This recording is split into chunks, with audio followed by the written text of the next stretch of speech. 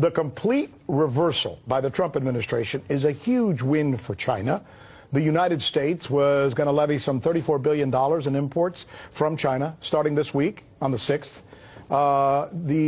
And Trump had threatened another $400 billion, apparently on top of that. China got what it wants. And by the way, Wall Street also got what it wanted. This story, as you might expect, is barely getting any coverage because Mr. Trump, in an apparent attempt to shift the media's attention away from the China reversal, did something quite interesting yesterday. Some would say maybe really smart. He showed up at the DMZ and crossed over into North Korea, and the media bought it, swallowed it, hook, line, and sinker.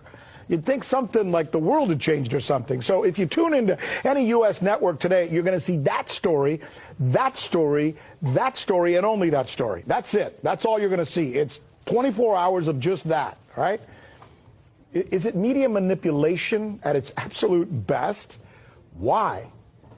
Well, it denies the China victory, right? U.S. reporters don't want to tell you that China just scored a huge win over the United States. It overcovers a meeting which may not amount to anything at all. And then there's another story that the mainstream media may be misreporting as well. And I want to play something for you. This is interesting. Listen here. This is George Galloway. He was on this morning with my colleague Manila Chan, who does a fabulous job on In Question, by the way. Listen to what he is suggesting here about who's really pulling the strings of these protesters. I have no doubt that there are foreign hands in this trouble. I see this as another of these color-coded revolutions, so-called, that took place in the Ukraine and in Georgia and many other places.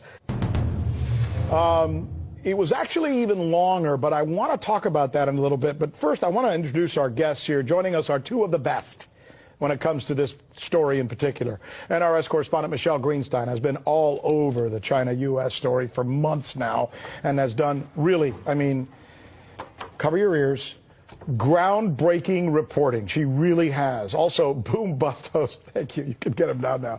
Also, Boom Bust host Christy Ali, knows the business, probably as well as anybody out there when it comes to the business side of this conversation that we're about to have. So, Michelle, let me begin with you and the Galloway comments we heard a little while ago. What he seems to be saying is that what's going on in Hong Kong may not actually be what it appears to be, that there's something behind this, something pushing, someone perhaps with an agenda. Is he right?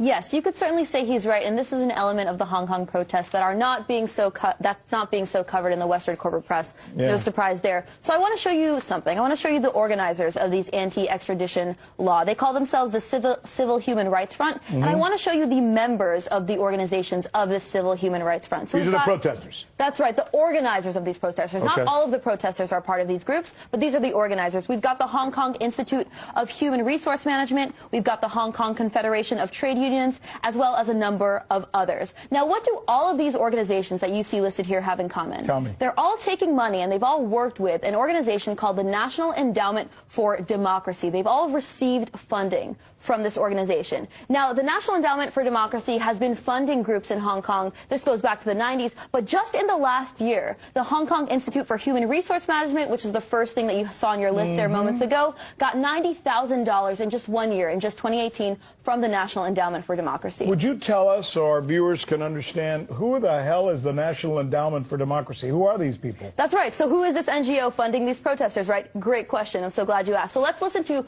Carl Gershman. Here's what he had to say. He was actually the president of the National Endowment for Democracy at the time he said this. He said, "It would be terrible for democratic groups around the world to be seen as subsidized by the CIA. We saw that in the 60s, and that's why it's been discontinued. That's why the endowment was created." So here we have this NGO that's been created to, in a sense, do the CIA's work overtly. And let's hear it from Alan Weinstein, who actually helped draft the legislation to create the NED. Here's how he put it. He put it a bit simpler. He said, a lot of what we do today was done covertly 25 years ago by the CIA. So you don't have to take it from me. You can take it from these men who were involved from the ground up at the National Endowment for Democracy. Here they are saying that this is, in a sense, a front for the CIA itself. And as you know, the CIA loves funding opposition.